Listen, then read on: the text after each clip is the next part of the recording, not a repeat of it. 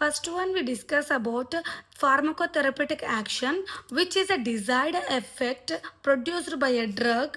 For example, there is a hypertensive patient who need treatment for that, right? So doctor prescribes him beta blocker, will elevate his high BP.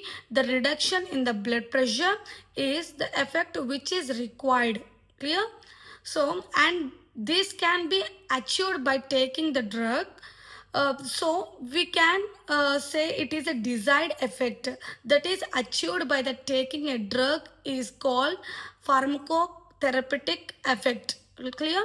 So dose of a drug is another important parameter which determines its action.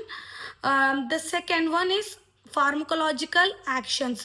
So here the pharmacological actions, for example, beta blockers work by blocking the effects of the hormone ephedrine, which is also known as adrenaline. When a drug bind to its respective receptor, it initiates a response. Beta blockers cause the heart to beat more slowly and which less force, which lowers blood pressure. This is the pharmacological action that produced by a drug. Third one is molecular actions. So here the molecular actions of a medicine is the connection of the molecular interactions between the therapeutic treatment and the biological target.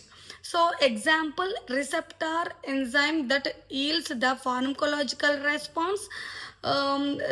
Here the mechanism of action includes inhibition of bacterial protein synthesis, blockage of specific biochemical